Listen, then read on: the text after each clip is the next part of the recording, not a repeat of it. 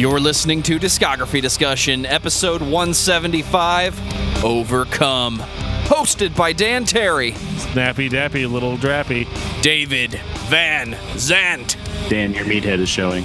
And Joseph Wren. All night long, depending on who's asking. Presented by discussmetal.com. And if you find yourself overcome by cacodemons so you reach for the chainsaw, then you are ready for this episode of Discography Discussion. I am Joe, that is Dan, that is David. Well, you know, with Doom Eternal, you wouldn't reach for the chainsaw to kill the cacodemon. Now you have to shoot a frag grenade into its mouth, wait for it to start glowing, and then jump up and perform a glory kill in midair, which would require you to basically, you end up ripping the cacodemon's eye out and then shoving it down its throat, and then it explodes. Is all this done in like QuickTime events, though? No. Okay, cool. I haven't played the game. No, it is done kind of automatically. Like, you just press the glory kill button and you're good, but it's not like timed. Like, you can't fail. Like, once you're the Doom Slayer, you can't fail.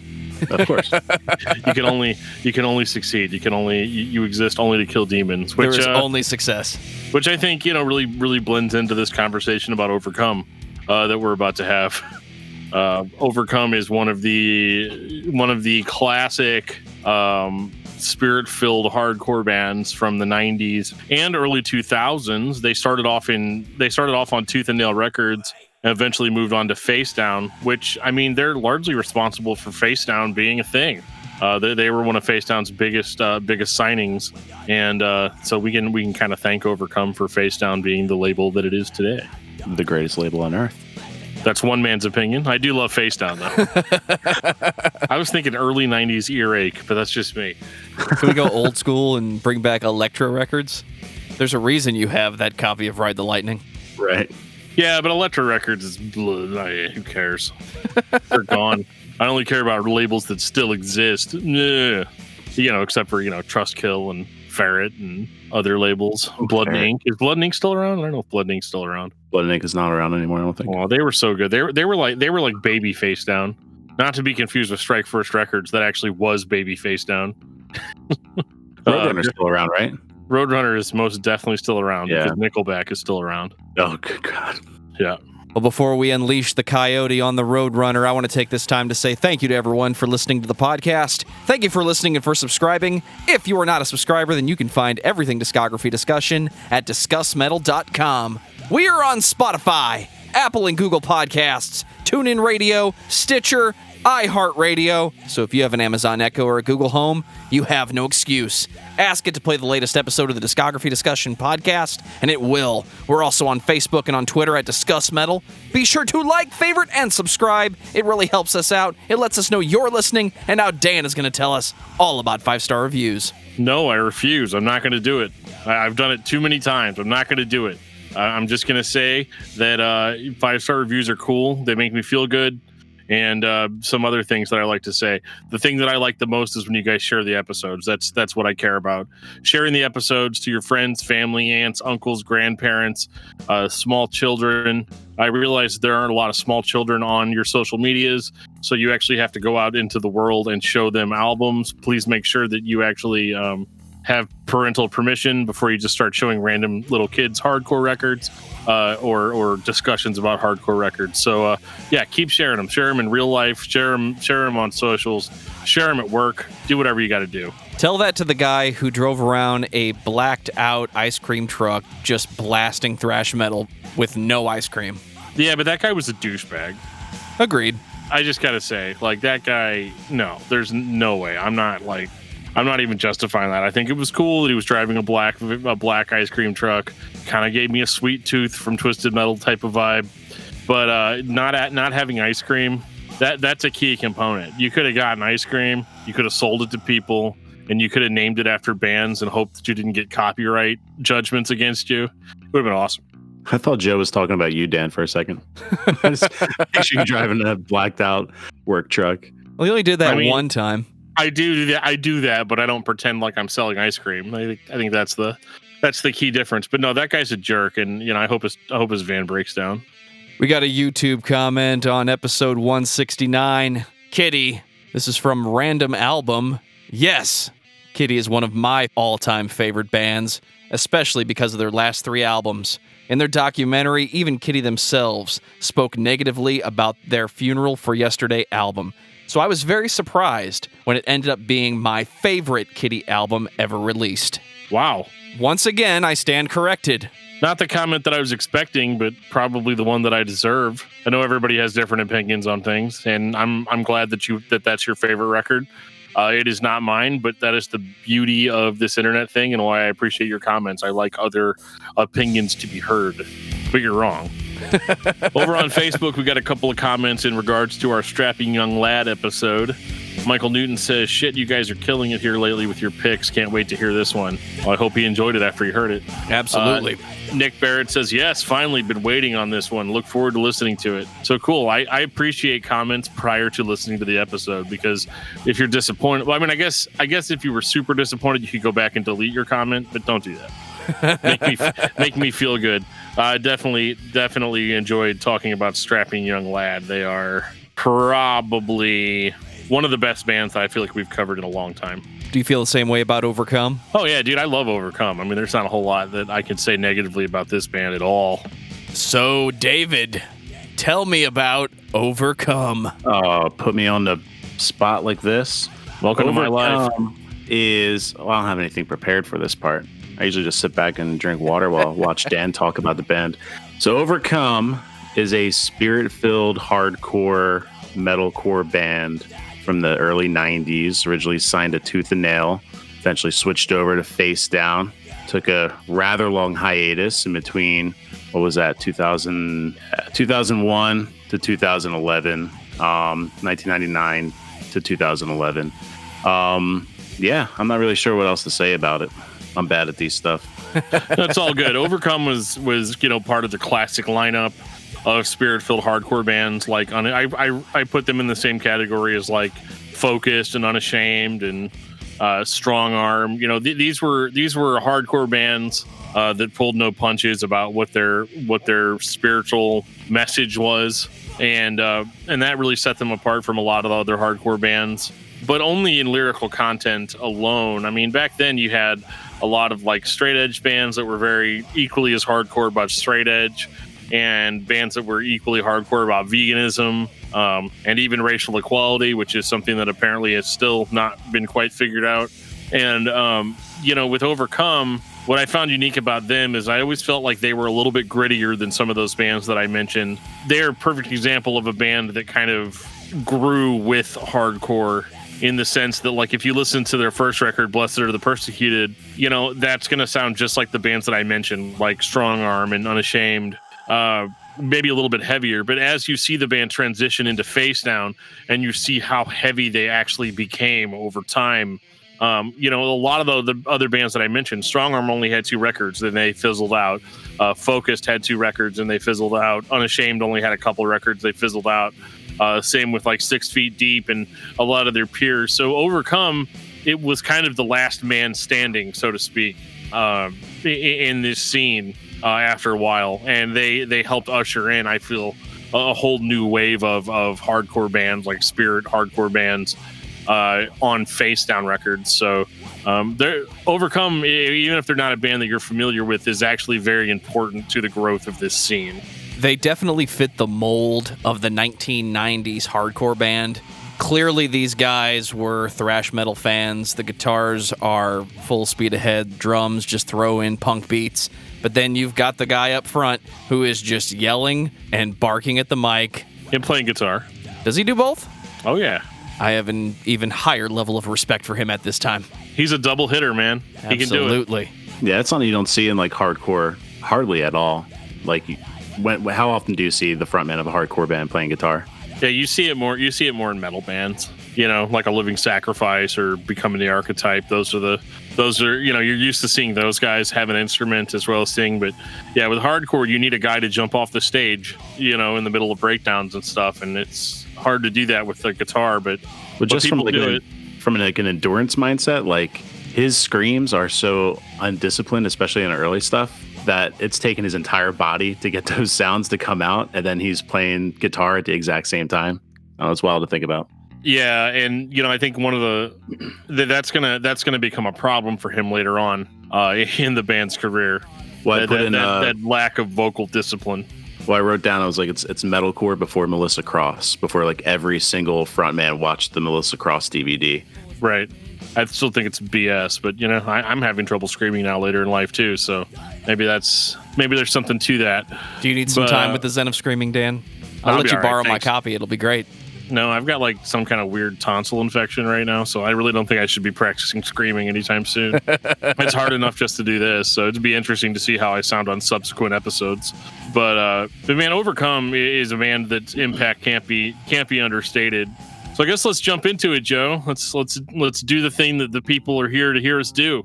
One resource says 1994. One says 1996. Someone is going to have to tell me exactly what year is correct. 1994. Blessed are the persecuted. Wait, is it 94? Hold on. Well, it might not be because I have the cassette. I have both numbers in front of me, so somebody tell me which one's right. I have the cassette. Well, while he's looking at the cassette, the other one, Immortal, it came out in 99. That's what I'm saying. 94 seems too early. 96, according to Discogs. Yeah, that's where I'm getting the discrepancy here. Yeah. 1995, Tooth and Nail Records. Oh, great. It was probably recorded in 95 and released in 96. Whatever. All right. But Immortal is definitely 99, though. 95, When Beauty Dies, Immortal, and The Great Campaign, right? Wrong. Okay. Blessed are the Persecuted, 95 or 90. We can say 96. When Beauty Dies, 1997. That's what I've got. All right, good. And then I've got 2001 and 2011. 1999 is Immortal, though. These are garbage numbers, I'm telling you.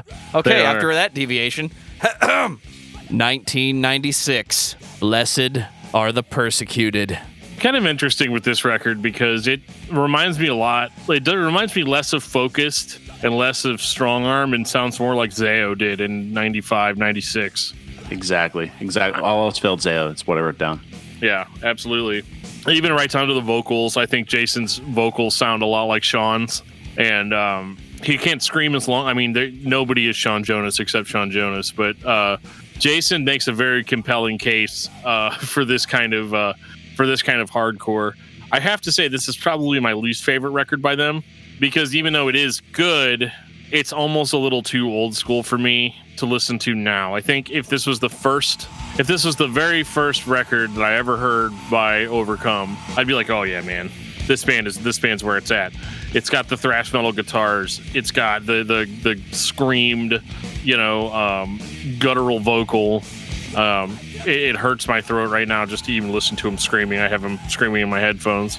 But I don't feel like the one thing that I don't like about some of these earlier hardcore releases is that I just don't feel like the energy or the speed of the songs really comes through on the recording. And I've seen videos of these songs live and it's like a madhouse, but hearing them just on the recording, they almost kind of lose a little bit of that energy that I think the band had at shows. Yeah, I'll agree with that.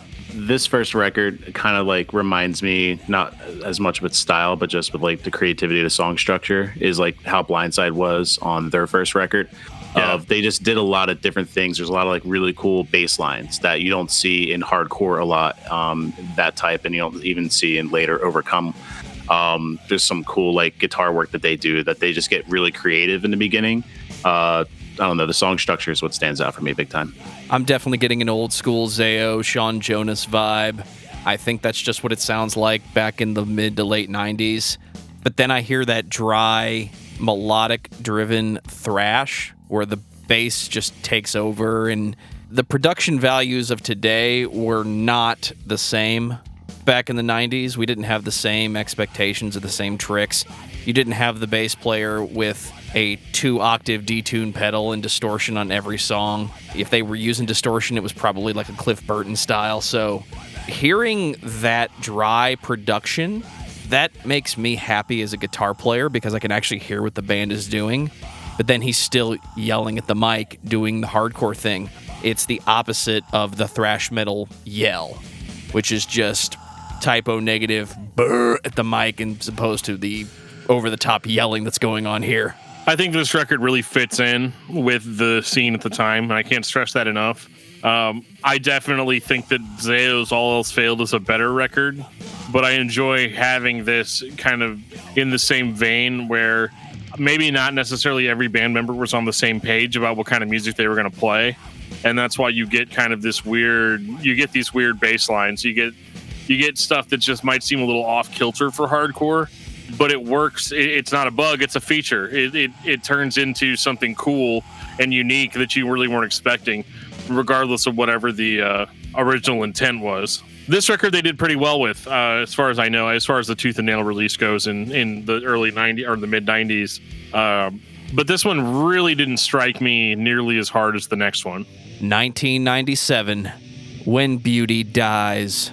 So is this like a Black Dahlia murder type thing? Or this is death, right? Not murder. Sorry.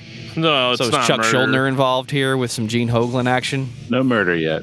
I wouldn't say that. I would say this is when Overcome started sounding like Overcome. Yeah. This is where they have a much more clear direction. And what I like about this record is that the guitar work is much more technical and much heavier. Like the guitar tone is heavier. It's deeper. It's more ballsy. It doesn't have kind of the staleness that the previous record had. And Jason's vocals, we talked about how, makes my throat hurt listening to him on the last one. This record, even more so. He's higher pitched on this one. And they come out of sounding like an early 90s hardcore band on this record and start sounding more like almost like what Converge was doing at the time. Like you're starting to get those metal influences in there. They were certainly in the first record, but that one was still very strictly hardcore. Whereas when Beauty Dies, they start throwing more and more techie metal elements into their music, and then adding that with more extreme vocal. And we're not quite in Zayo Blood and Fire territory here as far as metalcore, but it's definitely a huge step forward for Overcome. I think this is 10 times the record than the previous. My first thought when I heard this was, how did the band get so dark? Compared to the first record, that one sounds positive in tonality, even though the message may not be positively presented. This one has the late 90s dark guitar production. The mids are scooped out. It sounds like a combo amp that's just shoved into a closet with an SM57. Dan is holding up a cassette tape because he's just showing off right now. Well, you asked how the band got darker. Well, if you look at Blessed Are the Persecuted cassette, it's a clear cassette, but then the When Beauty Dies cassette is actually solid black. So that's how they got darker. Congratulations, dude. You have a color wheel. I'll make sure Isla knows. Well, it is how it is. But yeah, this record is darker. It's heavier. It's more technical. It's the whole deal. It's at the very least, it's a 100% improvement over the first record, which really wasn't bad in the first place. So this is the kind of growth that I like to see with these kind of bands. And it showed that Overcome was going to be a band that was going to stick around. You can't fizzle out after putting out a record like this. Granted, Strong Arm kind of did, but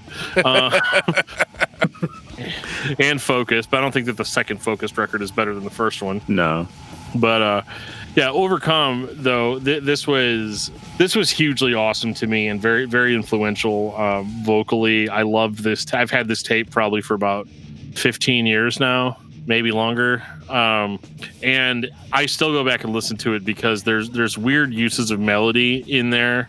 And there's weird kind of like melancholy guitar work. It's hard to really explain, but you just have to listen to it, which is going to be really difficult for you if you don't already have a CD or a tape. For some reason, hard to find. Yeah, this is not available on Spotify or any of the streaming services. Yeah, and I'm not sure why, because it's a Tooth and Nail release. It should be there, but it's not for whatever reason. But it is probably my favorite Overcome record. It's we were talking about the kind of moving into some of the sounds that, like, some of the things that Converge was doing, kind of bringing in that darker atmosphere to it and the technicality. I totally agree with all that. I definitely want to call it the drums. Like, you don't see a lot of technical work in hardcore drumming too often. It's usually just like breakdowns and two steps and that punk rock rhythm. but the drums on this record, I don't know the drummer's name, sorry, but it has like a very deep heavy metal vibe to it, where he's hitting them real hard. He's filling in with amazing like tom runs. His fills are fantastic. So it's a lot more technical, percussion work than you would find on a lot of other hardcore records. The drummer was Alex Woodford. Alex Woodford. Thank you, Alex. What is it about guys named Alex? They can play the drums. I don't know. Alex is a great drummer name. It is a great drummer name. But I think one of the biggest things with Overcome too was that they were they were a spirit-filled band, but for whatever reason, like here's the thing, I still love Focus, Bow, but when I listened to it in 2020, there's a bit of a cheese factor there. Maybe you didn't feel it back then, but I definitely feel it now. I don't get that vibe off of Overcome. I feel like they took themselves seriously to the point where like maybe it's funny how seriously they took themselves, but it didn't come across as cheesy. It didn't come across as like contrived in any way, and that's one of my favorite things about this band in comparison to a lot of their contemporaries at that time. Yeah, I think a lot of new listeners can get into Overcome's earlier work with zero nostalgia and still be into it if they like that style of music. Absolutely. So, I mean, at this point, these were both Tooth and Nail releases, and this is actually Tooth and Nail pre-Solid State, which is kind of interesting. Mm-hmm. So in 1999, they end up signing with a brand new podunk label called Face Down Records. Face Down Records. That sounds kind of familiar. Just does a little. Seem somewhat familiar. And they had kind of had a little bit of a hiatus here, not as long as the one that they were going to go to, but if you want to talk about darkness, you want to talk about heaviness, you want to talk about adjusting to the times, Immortal Till Their Work Is Done doesn't even sound like the same band.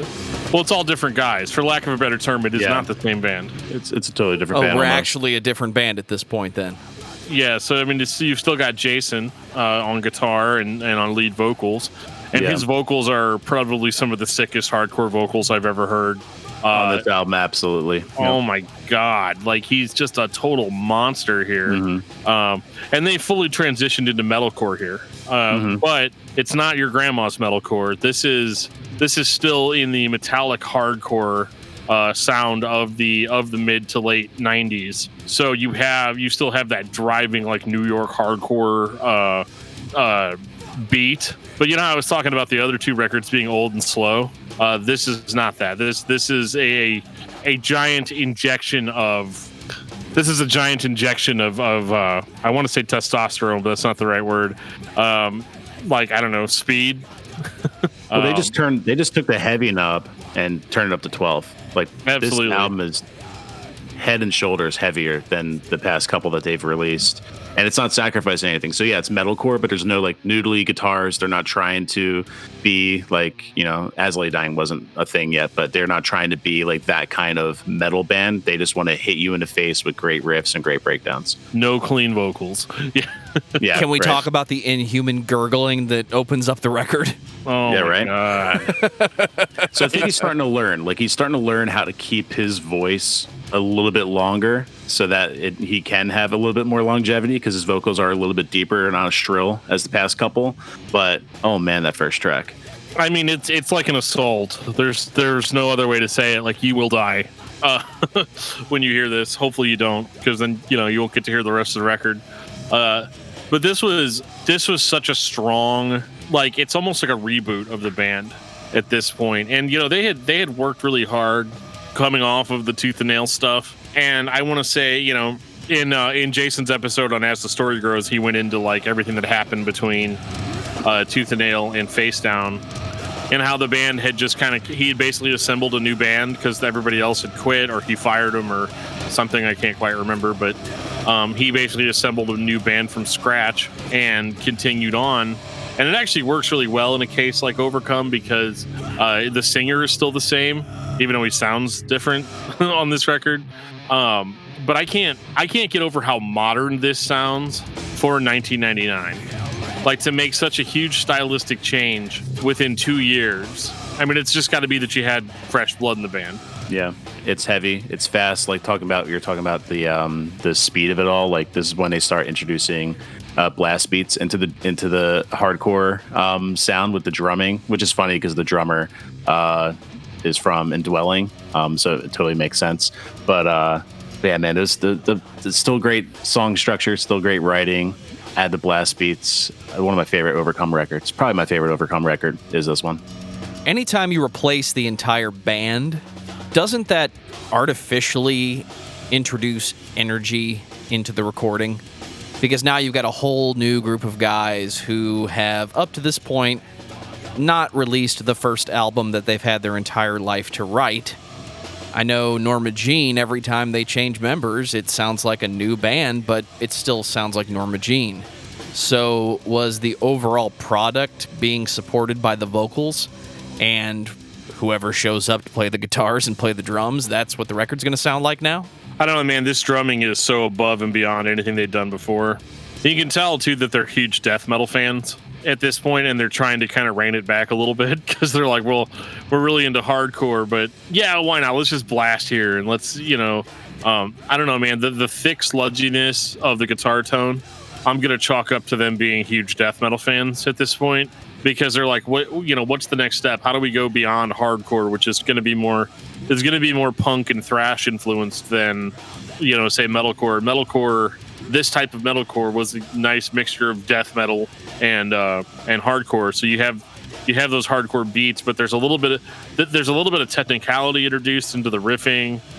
It's nothing too complex. I mean, they're not Chuck Schuldiner in it or anything like making it too crazy and throwing down too many weird guitar leads. It's just a giant, heavy, dense piece of music, and I love it. It's probably like the last record was my favorite because it's so weird sounding, but this is probably their best from an objective standpoint. And to go back to what Joe was saying too, when you take an entire band and you change all the members but one, it can kind of go one or two ways. So it can go like, this didn't become the Jason Stinson show and, Jason Stinson and company, this was still Overcome. And I feel like that you're hearing all those death metal influences, but they still respect the integrity of Overcome as an early 90s hardcore band. And since they're all working towards that, you get this sound, which is just phenomenal. Absolutely. And I think we've seen several examples where the band goes away, the singer stays, and it becomes the lead singer show.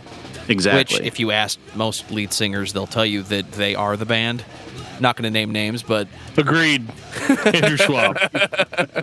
So this is an example where, I wasn't an Overcome fan in the late 90s. I don't think I heard this band until the mid-2000s when Dan said, listen to Overcome. But if I had been... this would have been a welcome follow-up to the previous record. It's darker, it's heavier, it sounds better.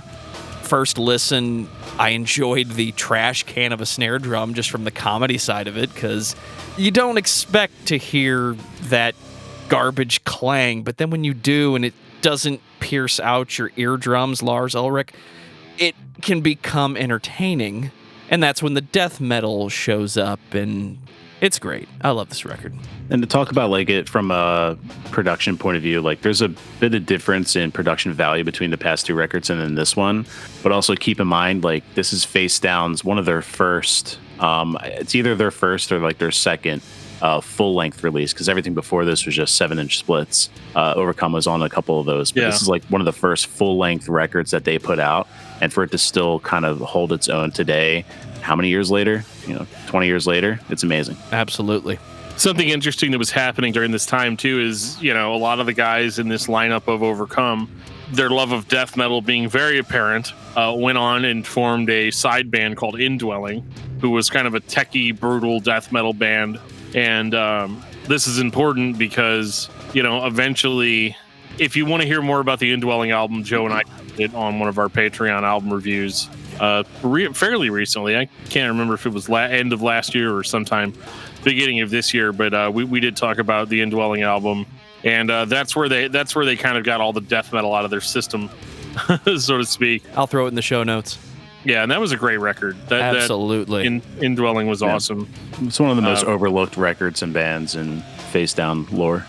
So one of the biggest reasons that we didn't really hear much out of Overcome after this was because Jason had more or less lost his voice. And I mean, I believe it. It's not hard to it's not hard to believe just from his vocal output on all of these records has been very undisciplined on all of their releases, and so it makes sense that they kind of ended up where they ended up. Dude just wasn't screaming with technique. It sounded awesome, but I mean, maybe it wasn't very awesome for his voice. So basically, that was kind of it for Overcome. They basically were not in a band anymore after 2001. Maybe it was 2002 when he lost his voice. I don't know the exact timeline on that, but. And now they had put out a compilation album called More Than in 2000, and that was, well, just what it sounds like. All the demos and EPs and crap that we didn't talk about prior to can all be found on this record. Absolutely. And a live show that apparently they did with Zayo, which sounded pretty cool. That's awesome. Yeah, I didn't make it all the way through this one, to be honest. Although David is the one that had to explain to me that this was a compilation album, because I was about to be like, yeah, this sounds a lot like old Overcome. It's kind of weird. So you don't hear anything from the band for roughly 10 years, and then I get a message from Facedown saying that there's a brand new Overcome record coming out called The Great Campaign of Sabotage, and I was like, well, how does that work if Jason can't scream anymore? I'm not really interested in an Overcome without Jason Stinson singing on it, because I love his vocals so much. But instead they got Thomas Washington, the guy that did the vocals for Indwelling, to take over. And so this record comes out, and I know I've been super positive on the band up to this point, but you know, there's been tons of times, you know, Joe and I were in a band over 10 years ago, and we've always sat down over a couple of beers and thought to ourselves, like, well, maybe we could get this person to come do this thing, or maybe we could get this person together to come do this thing. We should just have it. We should just do it. We should bring the band back in some capacity. For some bands, that works out really, really well. But with Overcome, I don't feel like they really hit the mark here. You know, they came up with a good solution for Jason not being the singer. You know, they went ahead and had Thomas Washington do vocals, which I loved his vocals with Indwelling. Thought it was cool. But I mean, he screams kind of like Jason, but he isn't Jason, and I can tell, and it bothers me. So this record is metalcore. It sounds like Overcome, but there's all this weird techie noodly stuff going on underneath these riffs, and oftentimes on top of them. And so I'm having a little bit of trouble reconciling that, because I like a little bit of metal in my hardcore, but I just don't feel like it particularly works here. I agree. It was not put together the best way it could be in the context of the band is called Overcome. If this was something entirely different, I'd have a different opinion, but this is the follow-up to 3 full-length records and an EP compilation of prior releases. I want to hear the Overcome style of hardcore.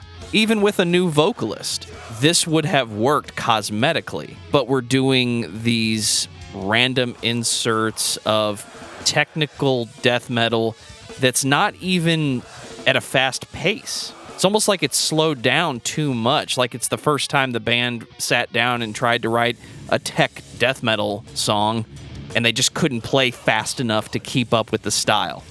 Well, I can tell you exactly what it is. It's Indwelling. This is Indwelling with a hardcore scream thrown on top of it. And that was one of my biggest complaints about Indwelling, is I was like, yeah, it's super heavy, it's super intense, but it's also really, really slow. And can come off kind of boring sounding. And I feel like this record's having the same kind of problems. This is less of a follow-up on Overcome and more of a follow-up on Indwelling. All right, so I put in my 2 cents. It's 2011 metalcore. All right, so I like it. I like it because it's Overcome. I like it because it's Face Down. It's Face Down's 100th release, so it has that fanboy nostalgia factor to it. But now it's officially a totally different band. Now that Jason's not singing, it's officially a totally different band. If you take the you shouldn't have to, but if you take the Overcome tag off of it and you listen to it, it's a really good 2011 metalcore record. And it's a band that hasn't put out any recordings in 10, 11, 12 years, depending on what year you say the last record came out. So what happened in that 10 plus years? You know, the band changed, the styles changed. They're listening to a lot of different things, and Jason can't sing anymore. So now you have this Indwelling Overcome mashup, and they put out this record in 2011, which sounds good for a 2011 metalcore record, but it's not Overcome, you know, so I totally see that. Like, I wish it was Overcome. I wish that the band changed its name and, you know, pulled like, you know, a Shockwave, you know, Disciple AD, Jesus Wept thing and just had a totally different name for it. But they didn't. They went with Overcome, which is fine. Sounds totally different because it's a different band with the same name. David Van Zandt coming in hot on this one. Well, I think honestly, it just they should have just called it Indwelling, the Great Campaign of Sabotage, and moved on. Maybe gutturaled up the vocals a little bit more. Yeah. Even though he does do the guttural indwelling vocals a few times on the record anyway. So I mean, it's not a bad fit. So I guess that's one of my questions: is it a great follow-up for Overcome? Not really. Is it a good follow-up for Indwelling? Not necessarily that either. And it just seems like if they would have just focused on one or the other, they probably would have been more successful. It's just a good 2011 metalcore record that if you put any other name on it, you would listen to it and be like, oh yeah, this is cool. And maybe not ever listen to it again if that's not your jam. But because it says Overwhelm on the cover, we're coming into it with a little bit different opinions, I think. Now let me derail this for a second. So you're saying this album is 2011 metalcore? So if this is metalcore, how is Becoming the Archetype not metalcore? It's not metalcore. Well, Terminate Damnation is not metalcore. Are you serious? Have you heard what's that song? I also like, dude, go on Facebook or like Reddit or any thread I've ever commented on. I hate subgenres. Like, I hate all these micro subgenres of post rock and post metal and black and death metal. Man, I just don't get into it. I only use the metalcore term because I know it gets the clicks and I know that you guys appreciate it. I do like some metalcore. Actually, I don't think that this record sounds like 2011 metalcore. I don't think so either. Sound like there's no fake bass drops thrown in it anywhere. There's no auto-tuned clean singing on it. I guess there's no that was Gothenburg. happening then, huh? Yeah, there's no Gothenburg metal riffs thrown in. This still sounds like early 2000s or late 90s metalcore or metallic hardcore, I guess is what I try to use to make it a genre. And I'm going to throw this on there at the end because if I don't, everybody's going to yell at me. But it is worth mentioning that not Indwelling, Overcome. He's doing it again.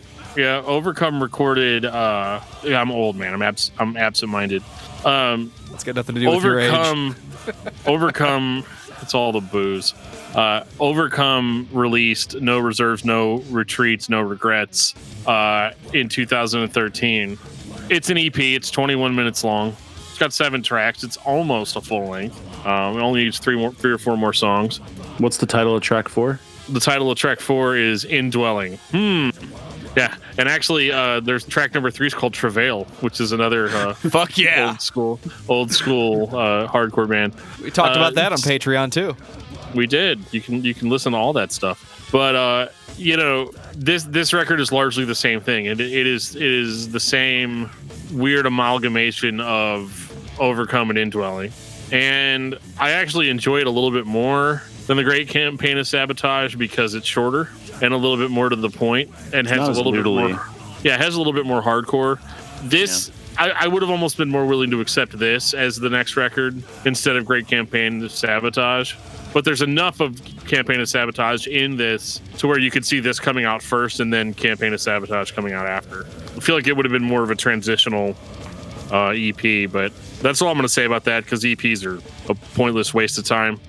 It's all about that. It's all about that full length. But yeah. So, and I think for the most part that was 7 years ago. So I'm kind of the impression that we're not going to get anything else from Overcome. No, I think we're done.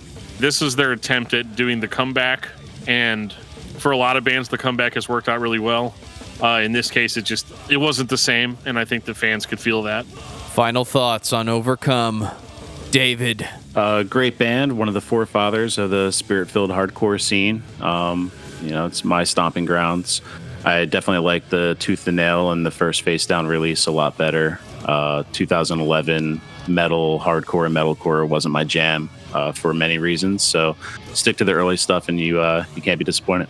Dan, what about you? Well, I love this band, and I'm not like super mad at how they changed later on. But yeah, I'm kind of with David. I like the Tooth and Nail stuff and the Face Down stuff. I like it all for the most part. I don't hate any of it, but I think overall this band is a band that you shouldn't sleep on, and they definitely are a band that was much more important to the music that you listen to than you realize.